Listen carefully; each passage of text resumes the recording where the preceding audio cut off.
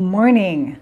It is raining today and quite beautiful and quiet. It's a great Saturday morning. Yesterday, some of you know that I did my first order now here in the United States with White Oaks Farm to get, grass-fed, grass-finished ribeye steaks. And I got the box yesterday. I talked about it yesterday, but I want to talk about the quality of the meat and my impressions of what I got in the box yesterday compared to what I got, which is regular meat from the local grocery store, right? That is not grass-fed, grass-finished, and things like that. And here's the thing. I had the ribeye yesterday, and I enjoyed it. But I wasn't like, wow, this is like the best thing I've ever had. And it got me thinking about something. So my husband, for the past 30 some years, we've lived on this small Greek island. He's a fisherman. He catches fish. Over the years, fish farming has grown in Greece quite a bit, and things are happening to begin to slowly push the local fishermen out of the loop so that, basically the fish farming can be the main source of fish. We oftentimes, not oftentimes, once in a while would be the right thing to say. We would catch, my husband's fishing he's a lobster fisherman and scorpion fish. He fishes out deep and things like that. So we don't get fish like, I'm losing my English here, the translation. Trout. But trout is a freshwater fish, isn't it? Lavraki. Which one is lavraki in English? Yeah, okay. A certain kind of fish. It'll come to me. I'm sure. We don't get it. He doesn't fish it, so we don't get it. So, and it's hard to find wild caught in the area, but you can always get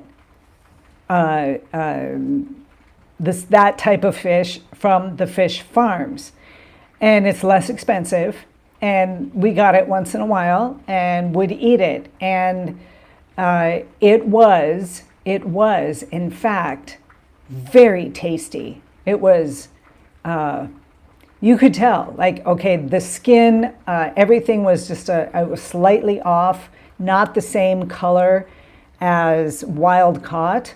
Usually not as impressive as wild caught as far as the color goes and the whole presentation of the fish. And the fish is in fact tastier when it is farmed because of what they're feeding it. They're feeding them all sorts of things that kind of up-level the taste profile of the fish. So when you compare it with a fresh caught, God, I still can't remember the name of the fish. When you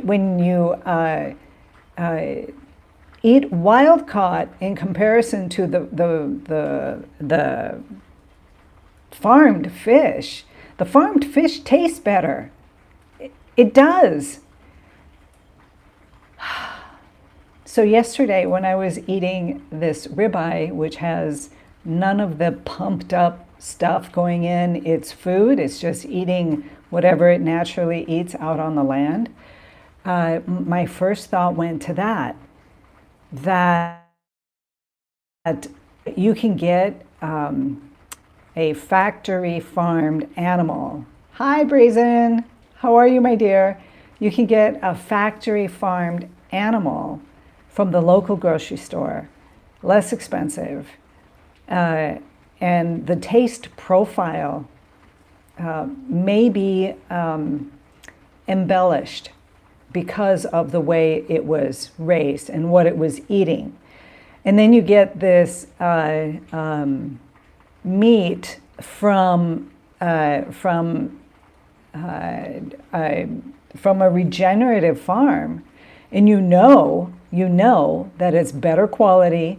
You know that it's the animal was living a beautiful little life out on the pastures and out doing its thing without getting pumped up with medications and fake food for the animal.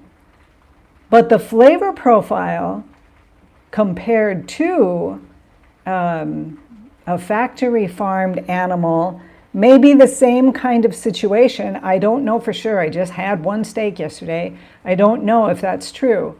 Hola, my friend. Hey, how are you? Sniper Jordan. Oh my goodness, good to see you. Really great to see you. How have you been, my friend? So talking about, I bought ribeye steaks. I bought meat from a regenerative farm here in the United States that has a very high reputation. It's quality stuff, absolutely quality stuff. And the animals are on a regenerative farm, meaning that it's not anything like the factory farming thing, which I am fully against. But I was talking about the flavor profile of the ribeye steak that I had yesterday, that at least so far, I found that the factory farmed animals had more flavor to the meat than the actual regenerative farm. However, it was my first impression, and I'm pretty sure, because it's very similar in Greece, as I was saying, that the factory farmed fish is more flavorful than wild caught fish. And if you guys go to your local grocery store, you can buy salmon. And if the salmon meat is really pinkish, it ain't real salmon meat.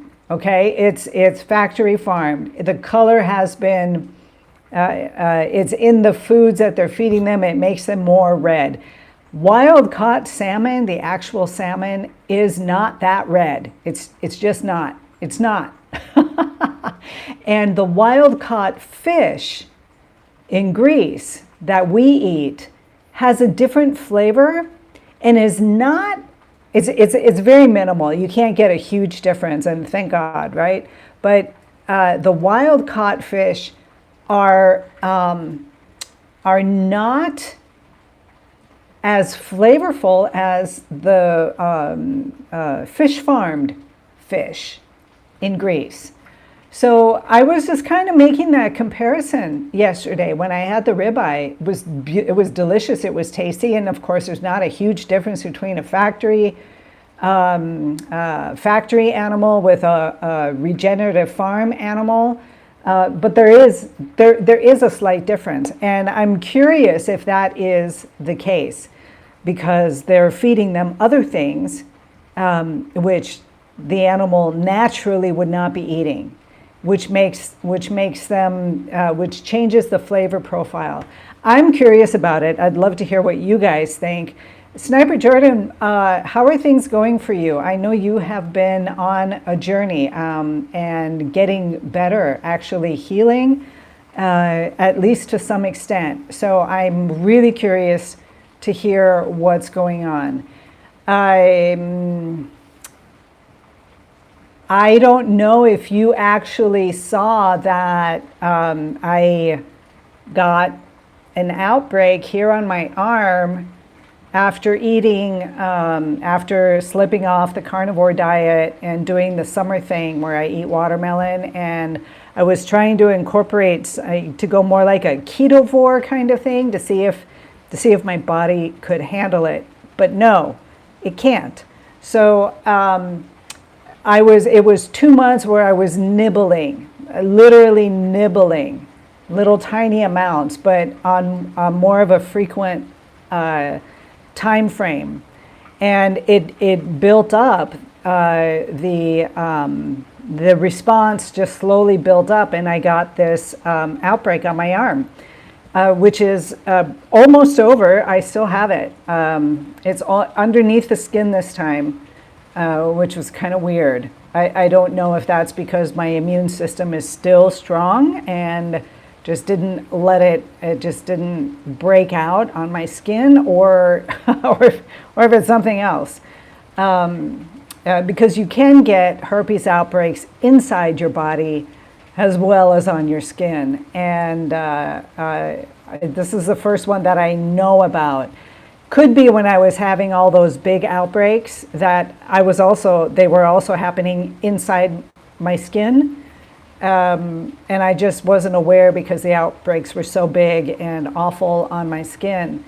So I don't know. I can't verify that, but it is a possibility. So I have been now 1 month fully carnivore, very minimal dairy, just heavy cream in my coffee, which I learned and actually remembered now that I heard the word, breve. Let's see, hola. I buy wild-caught sockeye most of the time. That is my preferred fish. I occasionally buy farmed salmon, but I feel it is like buying a McDonald's burger. Since taking antibiotics, outbreaks drastically reduced. Then I added antiviral suppression therapy. Now I'm having 0 outbreaks. Antiviral suppression therapy. What are you doing, Sniper? Like, it tastes okay, but I know it is full of junk, Brazen says, talking about the salmon. I've been eating anything and everything. No kidding. Wow. Okay, so tell me about the antiviral thing that you're doing. Just 1 antiviral pill a day. Oh, you mean like the typical herpes antiviral ones that we've been taking? I used to take those. They didn't do especially a lot. They did help out. But acyclovir. Okay, so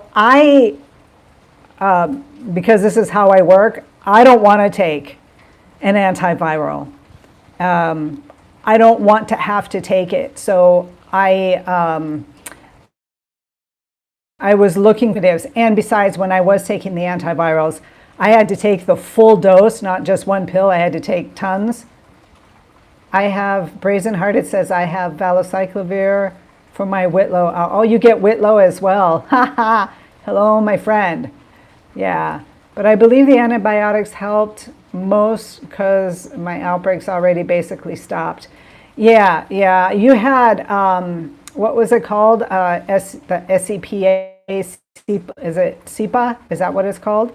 Sorry if I don't remember that well. But me personally, I don't want to take medications. And the medications, I was taking the full dose, the highest dose possible that you could take, and I was still getting outbreaks. So something just wasn't working in me. Just something was not working. And I did it twice for 6-month periods when I was still suffering. I honestly, that's why I keep coming back to this carnivore thing, because just eliminating all that extra stuff got rid of my outbreaks without pills. SIBO, small intestinal bacteria overgrowth, too much bacteria in the gut, basically. Okay, so I know I have not looked into that for myself. I don't, I would be curious. I really would be curious to find out. I won't be able to do it this month. I might be able to do it next month if I stay here in Savannah a little bit longer. I would like to do some blood tests like that. I'm trying to wean myself off pills. I started 2 a day now and only 1 a day. Yeah, I'm curious. Obviously, Sniper Jordan. I love that you're here because I'm really curious about what's working with you. You could explain why sugars are causing you to have outbreaks like me.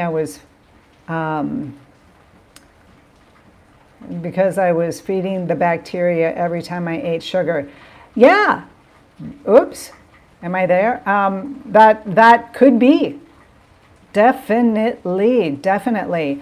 I will look into it. I want to go in. I need to get a handle now that I'm in the States of getting the right blood tests. I do want to do a full thing to see where I'm at, but I need to be able to pay for it, right? I'm trying to reduce so much, but 2 things are sabotaging my efforts: bagels and cookies. Bagels and cookies will always do that. Raisin hearted. I did a video talking about cravings, and it can be really difficult.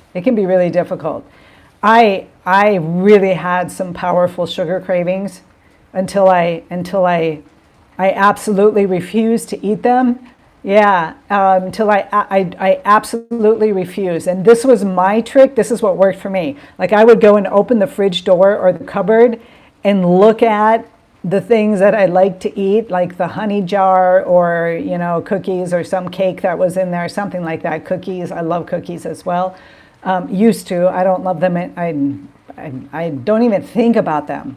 You can get over it if you can get past that bridge. It's that gap. Remember, in my art channel, I was talking about that gap from one place to the other. You just kind of slip into this chasm where everything is discombobulated. It's confusing, and you're not quite here, you're not quite there. It's the same thing. You have to step into that gap, but consciously knowing what's going on.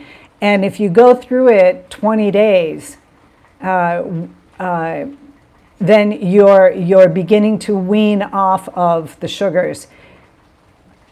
This is what worked for me. Doesn't work for everyone, but it worked for me. I would open the fridge door, look at the thing that I wanted to eat, look at it, right? And it would call to me, would actually say, oh, you can just have a little bite. It's not going to bother you. Oh, who cares? Come on, you've been really good for the past 2 days. Go ahead, give yourself a little treat. It's like, and it would talk to me and say these things to me. And I got to the point where I would look at it and say, I know you're here. I can pick you up and eat you anytime I want, but not today. I'll do it tomorrow. SIBO breath test about 120, and the medication is around, oops, gosh, did I just remove? Oh, I didn't mean to delete that. Shit. If I press on my screen, which is what I'm doing, God,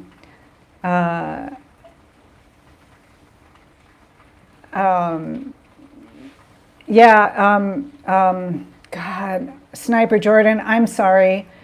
Sniper Jordan, I pressed on the screen, and as I was pressing on the screen, the thing came up that said delete comment, and it was unintentional completely. I would never delete your comment, and especially this one.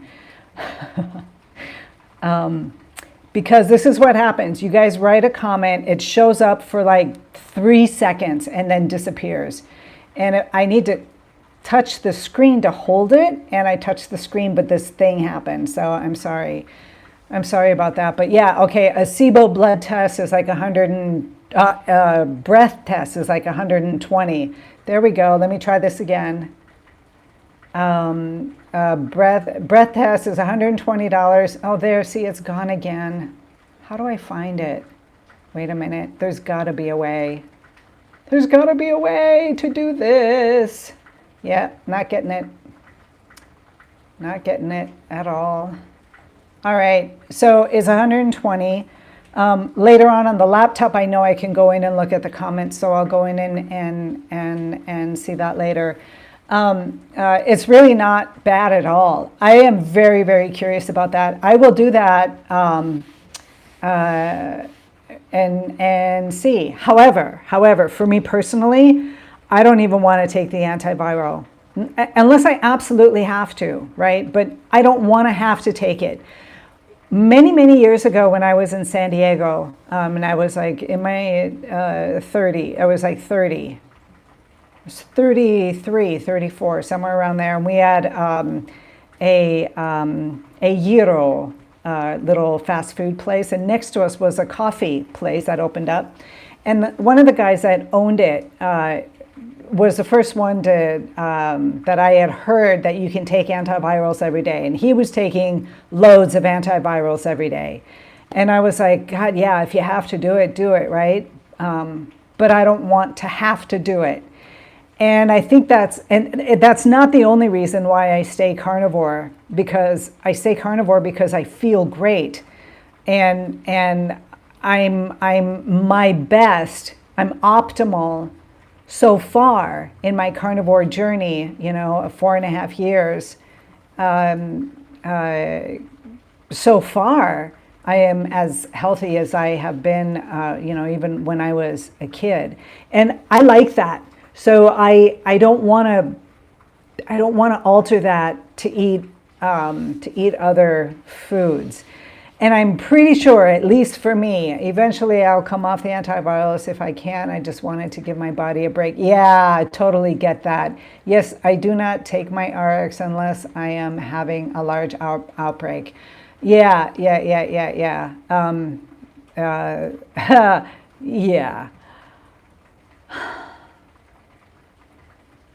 I, again, got so tired of large full body outbreaks. Maybe if I had it just like a herpetic Whitlow kind of thing and that was it, I'd be like, yeah, okay, who cares? But because I could not move, I couldn't go out of the house, I couldn't do all these things, I want a solution, and I want 100% solution. And being carnivore doesn't mean that your herpes virus disappears and like it leaves your body. Some people have suggested that. I don't believe that. Maybe it's true. I think it just goes deeply dormant. That's what I would think. And just doesn't bother you anymore, which is what happens with me when I am fully carnivore, just completely dormant. And I'm not hungry. Like I don't get hungry throughout the day. I can go a day or two and not eat, and I'm okay. I don't have like cravings. I don't want cravings again. I don't want them, you guys. I don't want the cravings. A craving tells me if I'm like, ooh, I want to eat that, like what Brazenheart was saying. A craving tells me that I'm not okay. I'm not okay. Being hungry and needing to eat and having the desire to eat is a whole different story. It's not a craving. A craving is something else. And I like being craving free. Bacteria can also go dormant and come back out when there's sugar available. Fully believe that. Yep. Yes, that makes total sense. That makes total sense. So it could be that, you know, the reason, because in Greece, we have that absolutely fantastic watermelon. Here, like now, I don't care. Like I go to Whole Foods and look at all the beautiful fruits and things like that. I am a fruit fan. I like fruits. I would like to be able to eat fruits. But every time I do, I get that craving and the want, like I want it more. And perhaps there are other areas, of course, this is a fact. There are other areas of my life that I need to develop and put into that center place of vibrant health. And Brazen Hearted, you know what I'm talking about. It's the same creative energy space. It's my inner home. So when I get, part of this inner channel cleared out, one of those things is exercise, of like lifting weights, of being more active. If I did not have cravings, I would never eat. I do not get that crumbly hunger like everyone else. Well, yeah, on carnivore, I found that I would become hungry. Like I would want to eat. And you can tell because people ask me, how can you eat a steak every day? How can you eat the same thing every day and no variety? And the answer to that question is that when you allow yourself to get hungry and feel the hunger, first of all, you're intermittent fasting, which is always good. And secondly, when you go to eat the same thing day in and day out, you are fully into it. Your mouth is watering, the smell is incredible. Only when you're hungry. Only when you allow yourself to become truly hungry.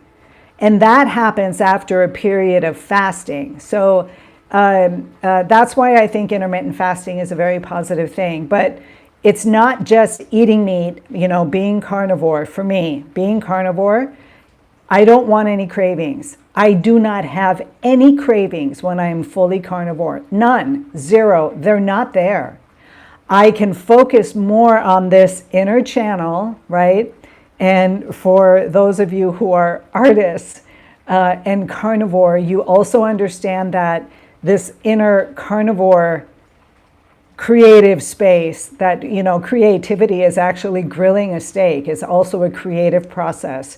So you have the knowledge, you become aware that you are actually hungry and seriously hungry. Not like in the sense of craving, starving, you got to eat, pulling your hair out, but this centered space where you know that you're getting ready to nourish yourself again. And nothing is going on as far as cravings are concerned. There's a steady balance happening as you are building up and your hunger is growing. You're not freaking out. Anybody who has fasted for a few days knows this. It's that space of centeredness and of knowing that, I'm gonna grill a steak now, or I'm gonna cook eggs or something like that. And especially with meat, it doesn't happen so much with eggs, but man, those first few bites until I begin to feel satiated again, the flavor is 10 times more intense than if I'm eating when I'm full or don't have those hunger signals. My mouth is watering. It's the same piece of meat that I eat every single day. How can my mouth be watering? But it does. And as I'm eating, as I'm getting satiated, the flavor, my taste buds, the way I interpret the meat, the way I look at it, the smells, everything begins to change when I become satiated. And it gets bland. And then, okay, not that interesting. So coming back to the beginning of this talk this morning, if you're going to fast, do you drink juice or other additives? Just water? Just water. Just water. The only other thing that I'll drink is plain soda. No fruits, nothing.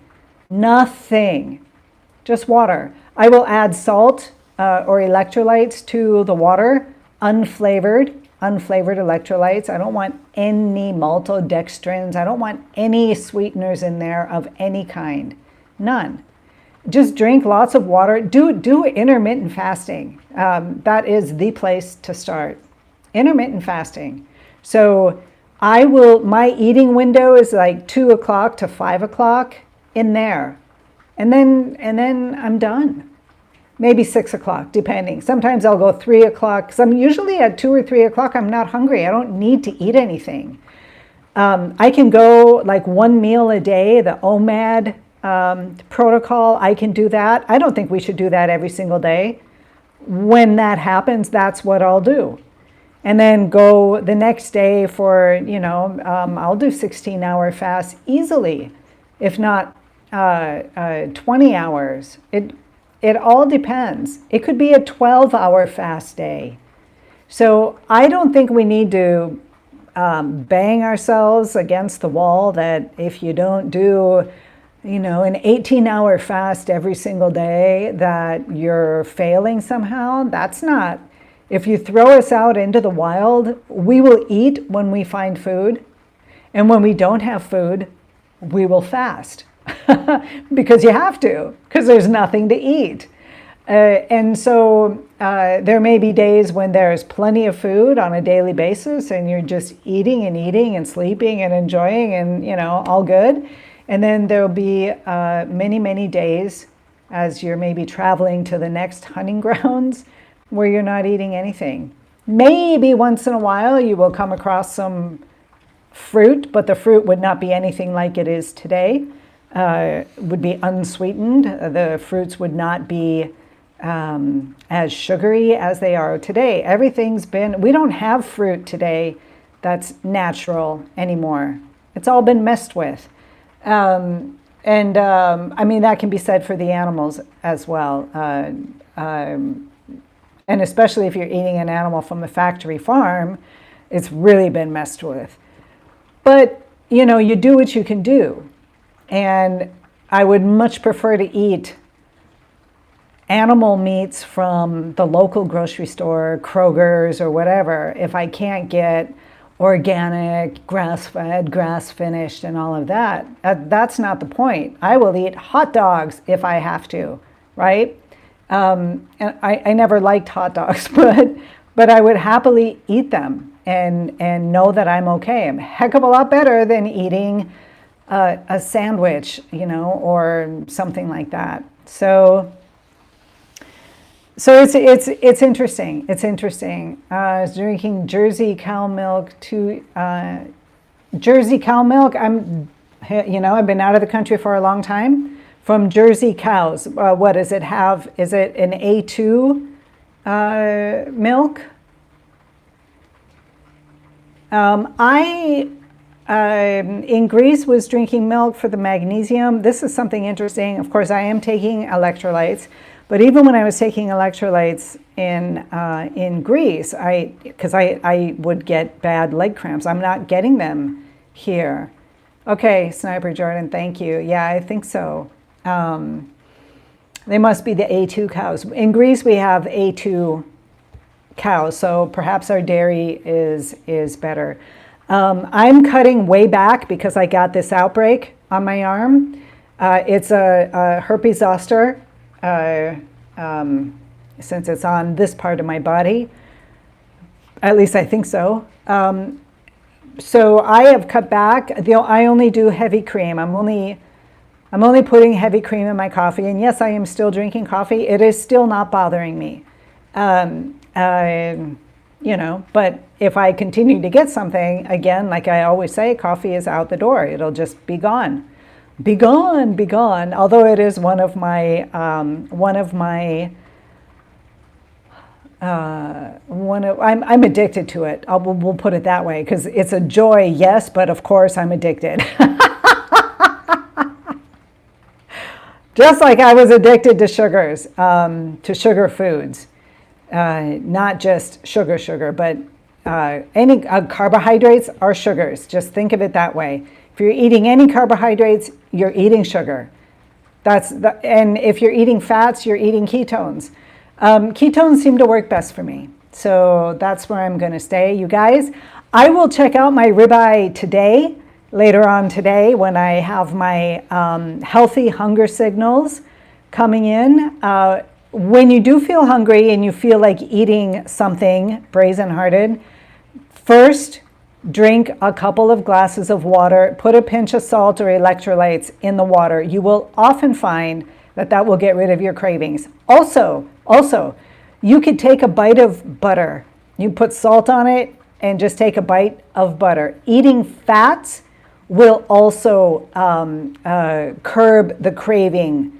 So oftentimes your body is asking for something and you get the craving because that's what has been ingrained in you, or as Sniper Jordan said, these Stork's purple potatoes, I think they are helping my inflammation.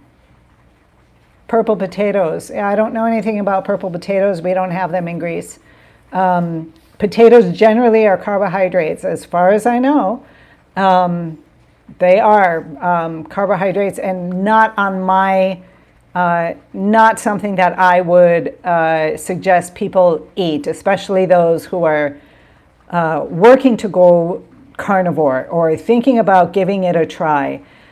Here's another thing. I'm going to probably do a video on this. And I think because Sniper Jordan was talking about the SIBO thing and the bacteria coming up, that the bacteria also become dormant as a herpes virus can become dormant in the body.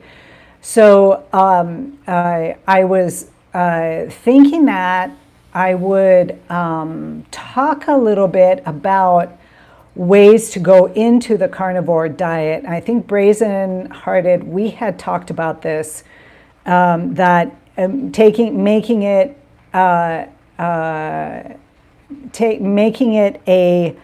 I'm getting messages on my phone and sorry, I'm getting distracted. Moving into the carnivore diet slowly. So taking the first steps, which is getting rid of all seed oils.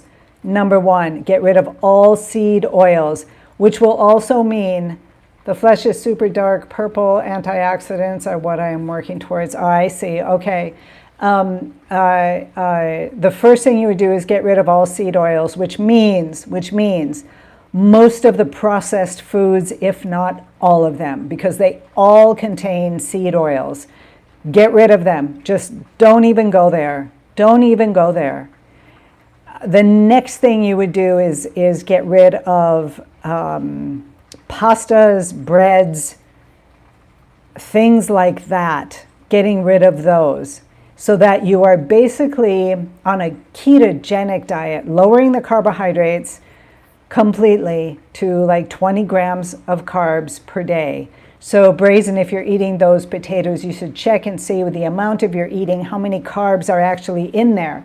And if you're just eating those potatoes, which is not ketogenic, they're not, but if they are your only carbs during the day, I can see that as a transition of moving into a carnivore lifestyle. And when I say a carnivore lifestyle, I am not saying you're going to do it for life and you'll never eat anything again. Sniper Jordan knows that about me. I'm not that gal.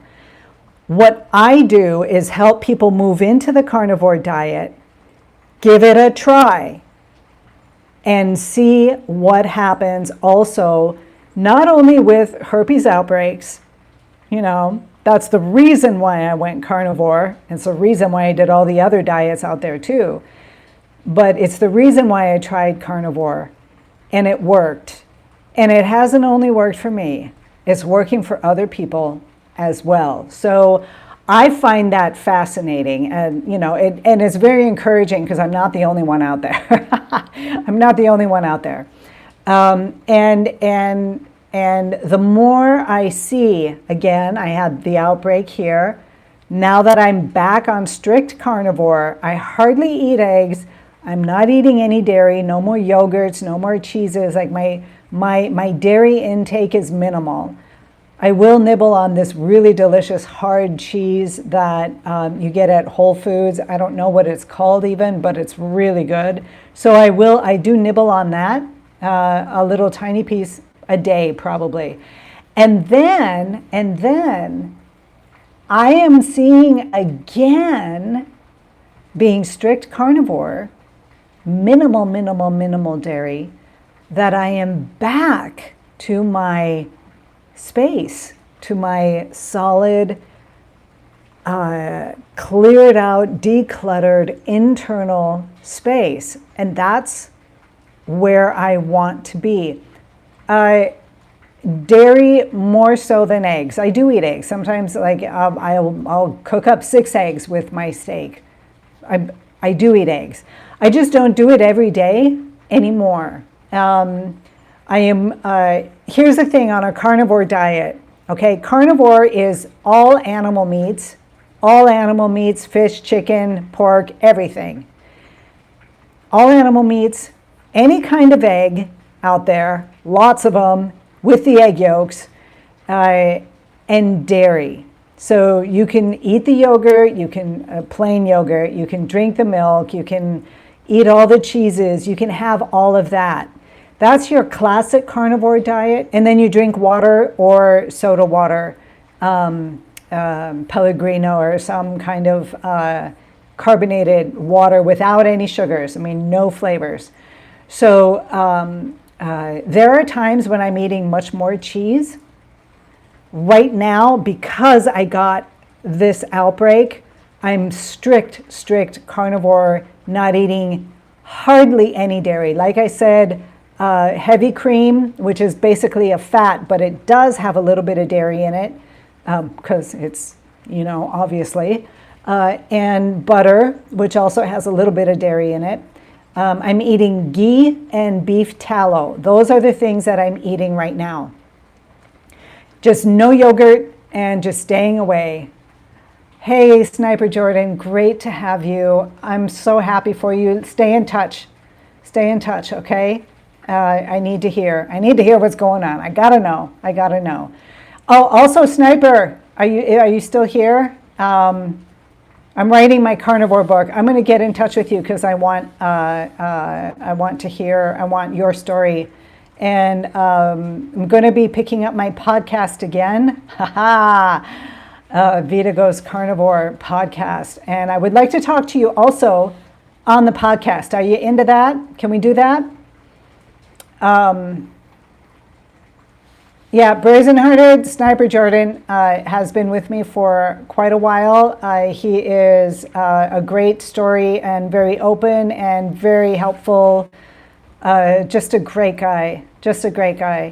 All right, so that's it for today. If you have any questions, leave questions down there. I'll answer anything.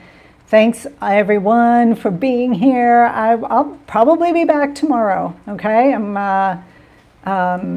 just going to come in and keep talking about carnivore. I want people to know. All right, my loves, take care.